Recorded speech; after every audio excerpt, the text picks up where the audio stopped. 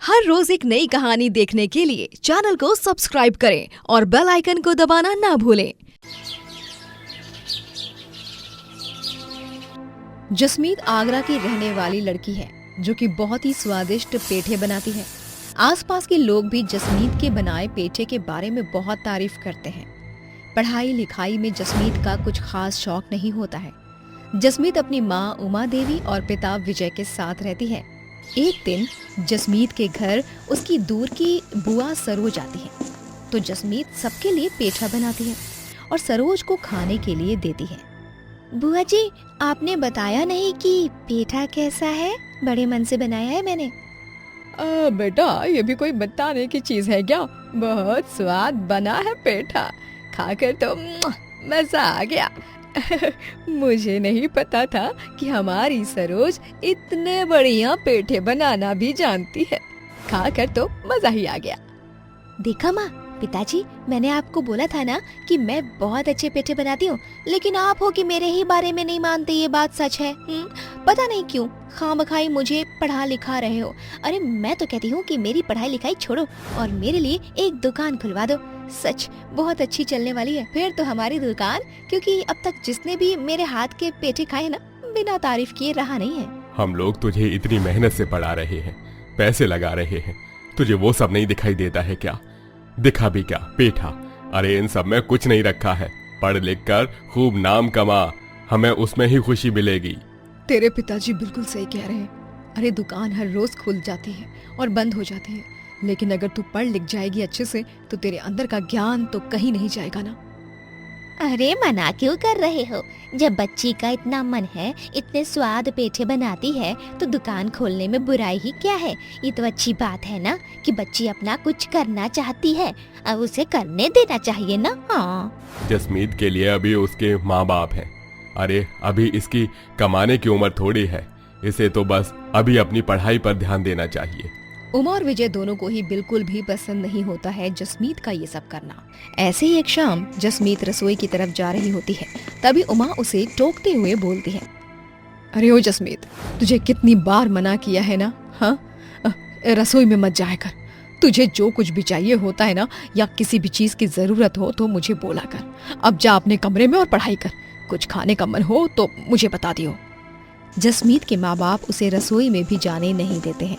उनका यही मानना था कि जसमीत को अभी बस पढ़ाई पर ही ध्यान देना चाहिए, लेकिन जसमीत भी कम जिद्दी नहीं थी।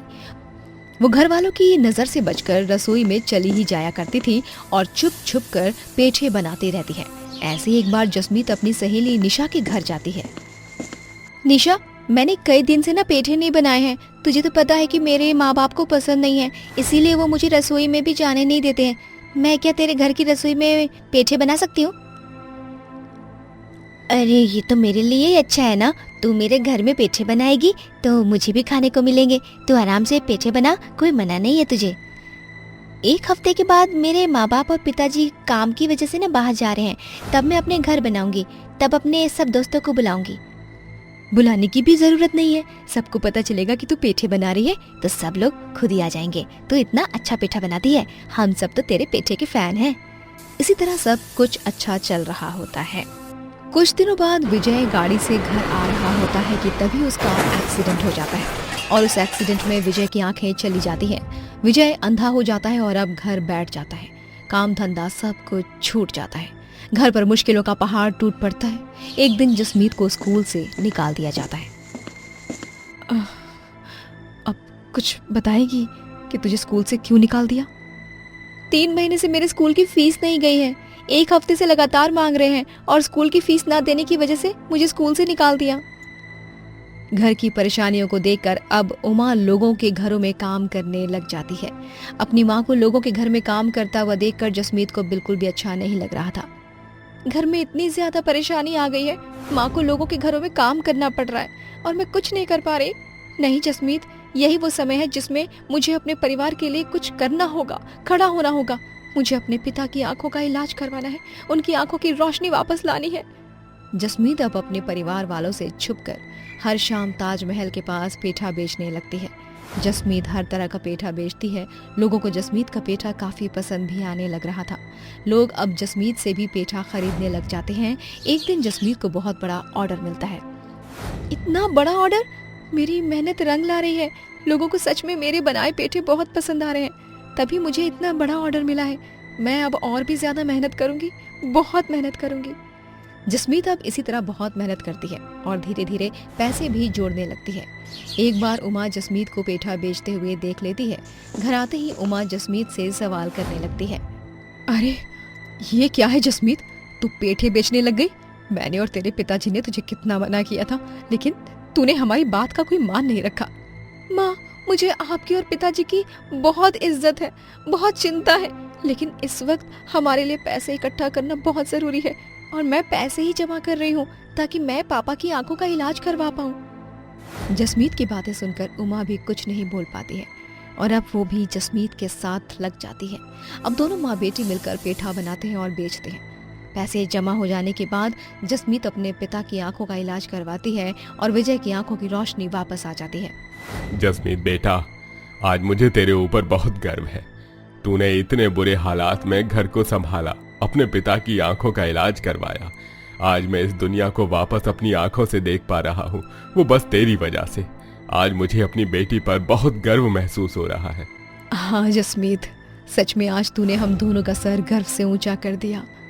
हमने तुझे हमेशा रोका है, टोका है, मना किया है कि तुझे पेठे नहीं बनाने हैं, लेकिन आज अगर हमारे घर में खुशियाँ वापस आई हैं तो वो बस तेरी वजह से ही हुआ है। अपने पिता की आंखों का इलाज करवाने के बाद जसमीत अपनी पढ़ाई पूरी करने लग जाती है और वो साथ में अपनी बड़ी सी पेठे की दुकान खोल लेती है। दुकान का नाम आगरा स्पेशल पेठा स्टोर रखती है और उस दुकान से खूब तरक्की भी करती है। अब देश विदेश हर जगह जसमीत के पेठे अपना जादू बिखेर देती है। अंत में 16 साल की कम उम्र में ही जसमीत ने अपना काफी नाम बना लिया था। सूरजपुर कहकर एक गांव में अनुराधा अपनी बेटी मयूरा के साथ रहती हैं। अनुराधा और मयूरा दोनों का इस दुनिया में एक दूसरे के अलावा और कोई नहीं होता है। अनुराधा का गांव में एक छोटा सा ढाबा होता है जिसमें वो तरह तरह के कुरकुरे मोमोज बेचा करती है। ओए होए होए होए, चाहे दुनिया भर घुमाओ, लेकिन जो स्वाद अनुराधा बहन के इन कुरकुरे मोमोज में है वो स्वाद और कहीं भी नहीं है। हाँ हाँ, सच कहा। इस ढाबे के मोमोज गांव के सबसे नंबर 1 मोमोज हैं, एकदम स्वादिष्ट और कुरकुरे। जी धन्यवाद, ये लीजिए ना और खाइए, और ये एक्स्ट्रा चटनी ये भी तो लीजिए। अनुराधा बहुत मेहनती होती है और वो अपनी बेटी के साथ साथ अपने ढाबे को बखूबी संभालती है। मयूरा बिटिया, ये लो, तुम्हारे लिए मैंने आज तुम्हारी पसंद का आटे का हलवा बनाया है। तुम्हें बहुत पसंद है ना ये? अरे वाह, आपका बहुत बहुत शुक्रिया माँ, आपने तो मेरा दिन ही बना दिया। खाओ बेटी, पेट भर कर खाना। दिन भर स्कूल में इतनी पढ़ाई करके थक जाती है मेरी बेटी। ये ले। माँ, दिन भर आप भी तो ढाबे पर इतनी मेहनत करके थक जाती होंगी, इसीलिए ये लीजिए, आप भी खाइए, मैं आपको खिलाऊंगी। अरे मयूरा अनुराधा को वो हलवा खिलाती है। दोनों माँ बेटी में बहुत प्यार होता है। स्कूल से जल्दी छूटने पर कभी कभार मयूरा अनुराधा के ढाबे पर आती है और उसे मोमोज बनाते देख देख कर वो भी सीखने लगती है। ये देखो माँ, मैंने भी बनाए मोमोज, चक्कर देखो तो। एक मिनट, चटनी के सिवा कैसे खाओगे आप मोमोज? अरे वाह मयूरा बिटिया, तुमने तो मुझसे भी बेहतरीन मोमोज बनाए हैं। वाह, मजा ही आ गया इन मोमोज को खाकर। सच में माँ? हाँ बेटी, मैं झूठी तारीफ कभी नहीं करती हूँ, ना ही तुम्हारा दिल रखने के लिए मैं ये सब कह रही हूँ। तुमने वाकई में बहुत लाजवाब मोमोज बनाए हैं। क्या बात है, देखो माँ, मुझे ना आपसे भी अच्छे मोमोज बनाने आते हैं। हाँ मयूरा। एक दिन जब अनुराधा ढाबे पर काम कर रही होती है, तभी अचानक से सिलेंडर लीक होने के कारण ढाबे में आग लग जाती है। नहीं, बचाओ बचाओ, कोई है, मुझे बचाओ। अनुराधा मदद की गुहार लगाती है, लेकिन उसे कोई नहीं बचाता और उस आग में जलकर वहीं पर खत्म हो जाती है वो।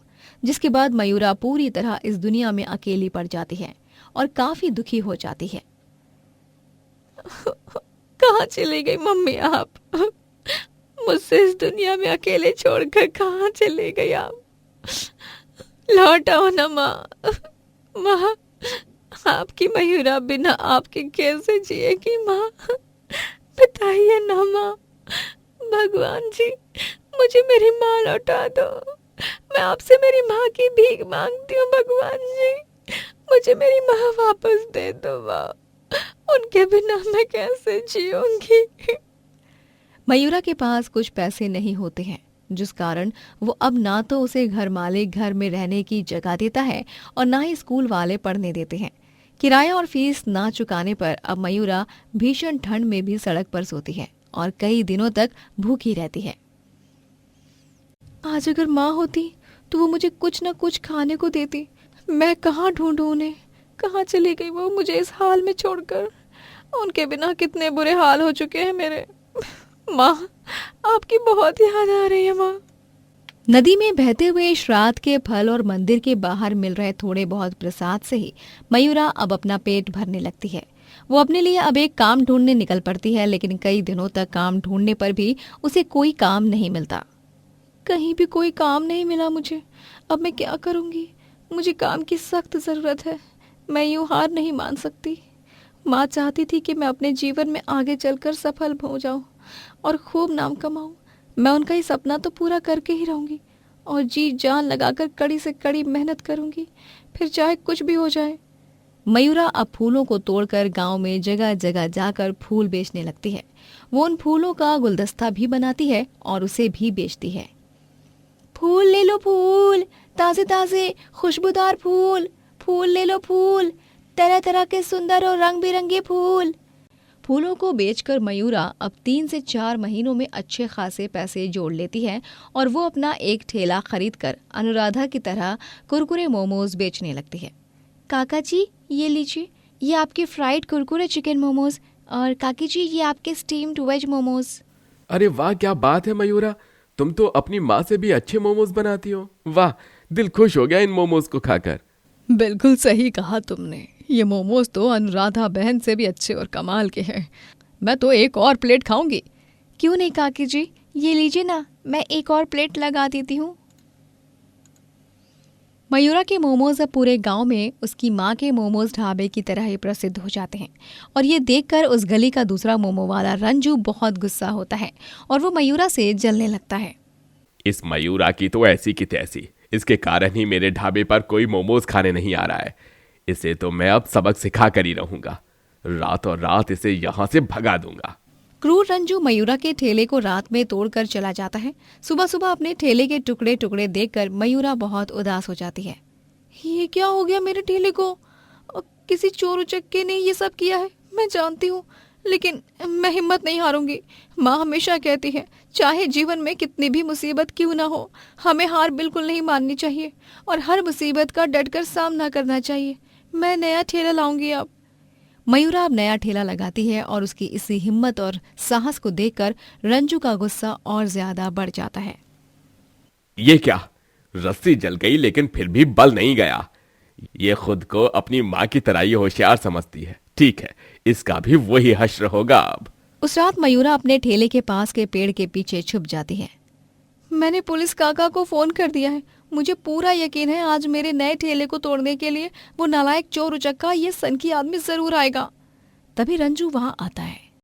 मैंने ही अनुराधा के ढाबे के सिलेंडर को लीक किया था ताकि वो फट जाए और उसे विस्फोट में अनुराधा जल जाए और उसका ढाबा भी नष्ट हो जाए। लेकिन अब उसकी बेटी मेरे रास्ते के कांटा बन रही है, तो उसके साथ भी वही होगा जो उसकी माँ के साथ हुआ।